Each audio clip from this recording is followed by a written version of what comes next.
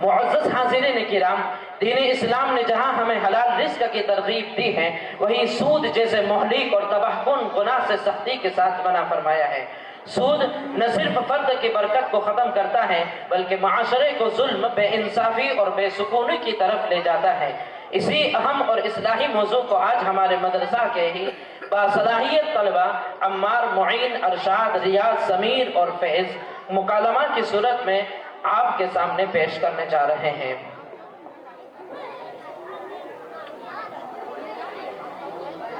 اہم اعلان ہے، 200 روپے بریر جونس افریقہ والے کی طرف سے، 200 روپے امینہ بین مدرسہ کے لیے، مدراس والوں کے لیے، مدراس وارہ طرف دی، 1000 سکندر بھائی مارا کی طرف سے، 2000 سکندر بھائی مارا کی طرف سے مولانا کے لیے، 500 روپے غنی بھائی چاکی کی طرف سے بچوں کے لیے، 1000 روپے بریر ختیجہ بین کلیل کی طرف سے تمام بچوں کے لیے، امداد بھائی چوہان کی طرف سے 500 روپے، بندے خدا کی طرف سے 500 روپے، مولانا ہارون کی طرف سے 500 روپے بچوں کے لیے اور 500 روپے مولانا کے لیے۔ اللہ پاک ان کے رزق اور کے اندر برکت عطا فرماوے اور ہر طرح سے ہر بلا اور مصیبت سے حفاظت فرمائے۔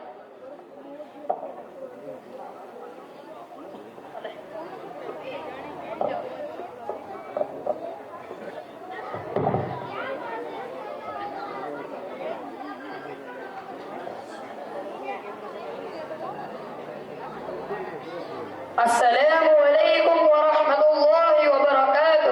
وعلیکم السلام ورحمۃ اللہ وبرکاتہ۔ اسد بھائی خیریت تو ہے نا؟ اتنے پریشان کیوں نظر آ رہے ہو؟ ارے بھائی کیا بتاؤں، کاروبار چل نہیں رہا، گھر میں لڑکا بیمار ہے، اس کی دوائیوں کا خرچ، بچوں کی اسکول کی فیس، رہنے کے لیے خود کا گھر نہیں، دن بدن گھر کے رینٹ بڑھتے جا رہے ہیں۔ لڑکے کی شادی کا وقت آ گیا ہے، کل 2-3 رشتے داروں کے پاس لون مانگنے گیا لیکن کسی نے لون نہیں دیا، اب کیا کروں آپ ہی بتائیے۔ ارے بھائی اس میں ٹینشن لینے کی کیا بات ہے، ابھی تو زمانہ بدل چکا ہے، جتنا چاہے اتنا قرض آسانی سے مل جاتا ہے۔ ہاں بھائی بتاؤ کہاں ملتا ہے، مجھے بھی چاہیے۔ میرے پاس بہت سے بینک مینیجر کے کانٹیکٹ ہے، آپ کہو تو آپ کو لون دلوا دوں۔ بتاؤ کتنے کی لون چاہیے؟ لون کے پیسے 1-2 دن میں آپ کے اکاؤنٹ میں آ جائیں گے۔ ارے بھائی لون لوں گا تو بیاج اور سود دینا پڑے گا، ابھی تو اصل رقم دینے کی بھی پوزیشن نہیں ہے، بیاج اور سود کہاں سے دے پاؤں گا؟ وہ تو تھوڑا دینا پڑے گا نا، سود کے بنا لون لینا امپاسبل ہے، وہ تو آپ پہچان والے ہیں اس لیے کم، ورنہ زیادہ دینا پڑتا۔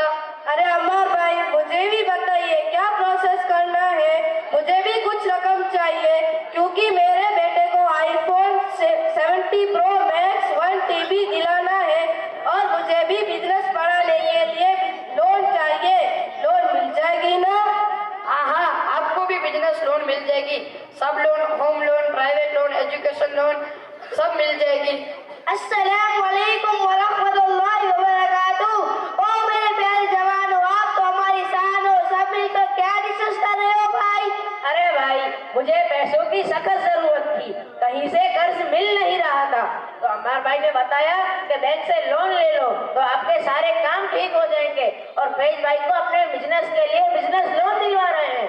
لا حول ولا قوت الا باللہ۔ افسوس سخت افسوس، آپ لوگ تو سودی لون کی بات کر رہے ہیں جو کہ بہت بڑا گناہ ہے، قرآن اور حدیث میں اس کو حرام بتایا گیا ہے۔ سود لینے دینے والا ہمیشہ نقصان میں ہی رہتا ہے۔ قرآن میں ہے کہ اللہ تعالیٰ سود کو مٹاتے ہیں اور صدقات کو بڑھاتے ہیں۔ سود کا معاملہ کر کے ہم اللہ تعالیٰ کو اور رسول کو ناراض کرتے ہیں۔ میں نے کئی لوگوں کو دیکھا ہے کہ جب انہوں نے لون لی یا لون پر پیسے دیے وہ برباد ہو گئے۔ پیار لیتے اور تو دیتے وقت ایسا دکھتا ہے کہ ہمارے پاس بہت مال آ گیا، لیکن ایک وقت آتا ہے کہ سب کچھ برباد ہو جاتا ہے۔ یقین نہیں ہوتا تو پوچھ لیجیے ہمارے آدم بھائی سے۔ آدم بھائی سناؤ اپنی حالت۔ ہاں بھائی سنو، میری حالت میں آپ کو سناتا ہوں کہ پہلے میرے پاس بہت پیسہ تھا، بہت ضرورت مند لوگ آتے تھے، مجھ سے قرض لیتے تھے، میں بہت بیاج دیتا تھا، 10%، 20%۔ جب پیسہ آتا تھا تو مجھے لگتا تھا کہ میں بہت بڑا مالدار ہوں۔ ایک دن میرے دل میں ख्वाहिश हुई कि मैं अपना एक आलीशान मकान बनाऊं। मेरे पास थोड़ा पैसा था, इसलिए मैंने एक बैंक से होम लोन लिया। थोड़ा वक्त हुआ, अभी मकान भी न बना था और मेरे घर में हालात शुरू हो गए। ये सब ब्याज की नहुसत की वजह से हो रहा था। आहिस्ता आहिस्ता मेरा सब कुछ चला गया, मेरा मकान भी चला गया। अभी किराए के घर में रह रहा हूँ। जिंदगी में एक आसरा होता है औलाद, लेकिन औलाद को तो मैंने अपनी हराम की कमाई से पाला था, इसलिए वो भी नाफरमान निकली। मैं आपको नसीहत करता हूँ कि तुम अभी जवान हो, तुम जितनी मेहनत करना चाहो कर सकते हो। अपनी मेहनत से पैसे कमाओ, कभी ब्याज में नहीं जाना। मैं आपको नसीहत करूंगा कि थोड़े पे गुजारा कर लेना, लेकिन 1 रुपया भी ब्याज का लेना ना देना।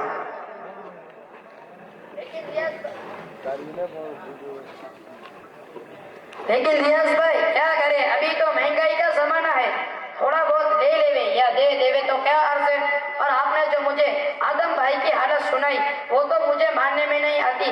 मैंने कई सूद खाने वालों को देखा है, वो तो कैसे ऐशो आराम की लाइफ गुजारते हैं और आप कहते हैं कि सूद बर्बाद कर देता है। अरे अम्मार भाई, मैं ज्यादा नहीं जानता। रुको, अभी मैं हमारे इमाम साहब को बुलाता हूँ, वो आपको बहुत अच्छी तरह समझा देंगे। माशाल्लाह, वो तो मुफ्ती साहब भी हैं। मुफ्ती साहब, इन लोगों को समझाओ कि सूद लेना और देना कितना हराम है। अस्सलाम वालेकुम व रहमतुल्लाहि व बरकातुहू। इस्लाम में सूद लेना और देना दोनों ही हराम है। इसके मुआमला लिखना और उस पर गवाह बनना भी नाजायज है। इसलिए मैं आपको इसके बारे में कुरान और हदीस के इरशादात सुनाता हूँ, ताकि आपको मालूम हो जाए कि सूद लेना और देना कितना सख्त गुनाह है। कुरान में सूरह बकरा आयत नंबर 275 में फरमाया, जिसका तर्जुमा ये है, जो लोग सूद खाते हैं वो कयामत में उस शख्स की तरह उठेंगे जिसको शैतान ने छूकर पागल बना दिया है और अल्लाह ने सूद को हराम कर दिया है। लिहाजा जिसके पास उसके रब की तरफ से नसीहत आ गई और वो सूदी मामला करने से रुक गया तो पहले जो कुछ हो गया वो उसी का है। लेकिन जो शख्स फिर दोबारा यही गुनाह करेगा वो शख्स दोज़खी और जहन्नमी है। अल्लाह सूद को मिटाता है और सदकात बढ़ाता है। आगे अल्लाह फरमाता है, अगर तुम फिर दोबारा यही गुनाह करोगे तो अल्लाह और उसके रसूल की तरफ से जंग का ऐलान है।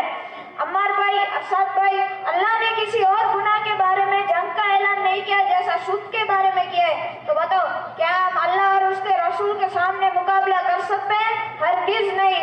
और हदीस में भी सूद की बुराई का बयान की गई है, जिसके चंद मफहूम मैं आपके सामने पेश करता हूँ।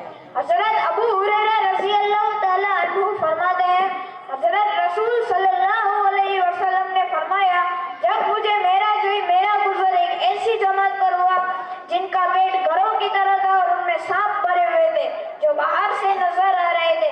अल्लाह के रसूल ने हजरत जिब्राइल अलैहिस्सलाम से पूछा, ये कौन लोग हैं? हजरत जिब्राइल अलैहिस्सलाम ने कहा, सूद खाने वाले लोग हैं।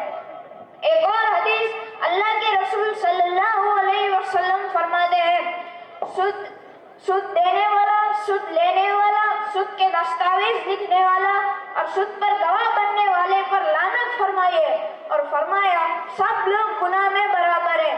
एक दूसरी हदीस अल्लाह के रसूल ने सूद के टोटल 70 हिस्से हैं, उनमें से अदना और मामूली ऐसा है जैसा कि कोई अपनी माँ के साथ मुकाला करे।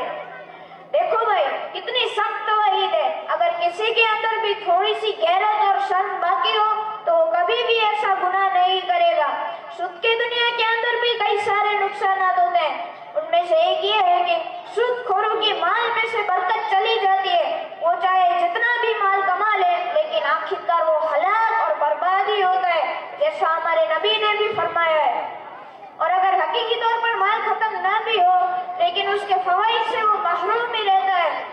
वो चाहे जितना भी माल कमा ले, उसके बावजूद उसकी जिंदगी में चैन, सुकून, राहत और नींद से महरूम रहता है।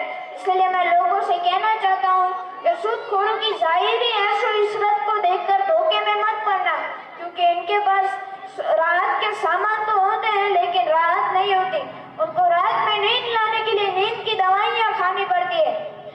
एक और नुकसान सूद की वजह से ये है कि औलाद भी नाफरमान बनती है। जब उनके माँ बाप बुढ़ापे में जाते हैं तब उनकी औलाद ان کے پیسے نافرمان جگہوں پر اڑاتی ہے. سود کی وجہ سے آدمی کے اخلاق بھی خراب ہوتے ہیں, اس میں کنجوسی جیسی صفات پیدا ہوتی ہے. حالانکہ اسلام کی تعلیمات تو محبت و تعاون اور بھائی چارے پر قائم ہے. اس لیے ہونا تو یہ چاہیے, ہمیں لوگوں کو صدقات سے مدد کرنی چاہیے. اگر یہ نہ ہو سکے تو ہمیں ان کو سود کے بنا کا قرض دینا چاہیے تاکہ ان کو سودی لون نہ لینا پڑے. مفتی صاحب آپ کا بہت شکریہ, آپ نے ہمیں اتنے بڑے گناہ سے خبردار کر دیا, ورنہ ہم دنیا اور آخرت دونوں میں نقصان اٹھاتے. آج سے ہم توبہ کرتے ہیں کہ کبھی بھی سودی معاملات میں ہاتھ نہیں ڈالیں گے.